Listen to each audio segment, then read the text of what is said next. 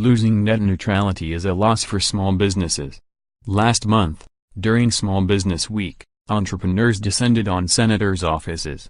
They signed petitions, wrote letters and emails, even put up billboards. What was all the fuss about? Small businesses were trying to help save open and equal access to the Internet. The Senate, in a bipartisan vote, tried to do its bit to save what is known as net neutrality. But, alas, the Internet as you knew it may die as soon as early June. Archive, more Rhonda Abrams columns. Do I sound alarmist? Well, bear with me. It's because living in the heart of Silicon Valley but working with small businesses from coast to coast, I have a pretty good grasp of just how important an open, equal Internet is to small businesses and startups all over this country. You may think this is just a touchy issue. But it's not. Net neutrality means companies that comprise the backbone of the Internet, Internet Service Providers, or ISPs, must treat all data all the same. They can't make deals with big companies to create a fast lane, where their data gets sent faster than other companies. They can't throttle a competitor's data. Imagine if the electric company could choose to provide better electrical service to companies that paid them a hefty fee and spotty electricity to those that don't.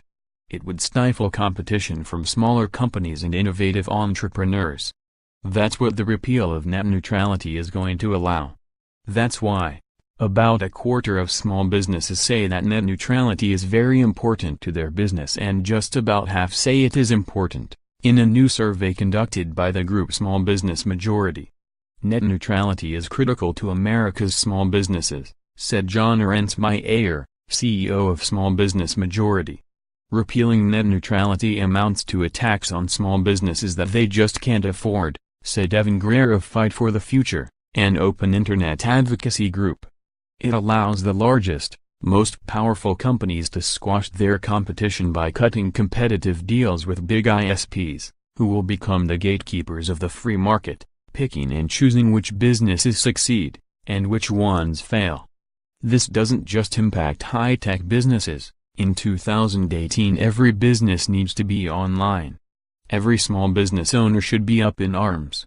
Now, remember, the Internet was built with taxpayer money.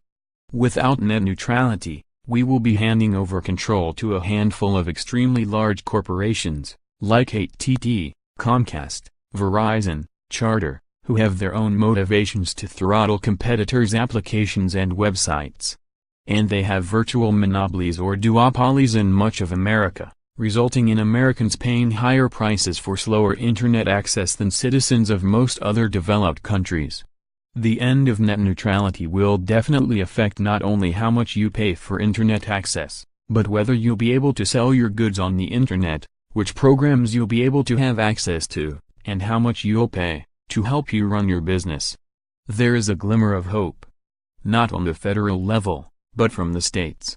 State legislators are gearing up to protect businesses and consumers in their states by passing bills protecting net neutrality in their states. If such a bill is under consideration in your state, be sure to write your state representatives and governors to support it. I explained all of this to an 84-year-old friend of mine, Cookie Capiax, prompting her to remark, "I thought this country was built on the idea of competition. What happened to that idea?" Cookie understood what it's at stake in a nutshell.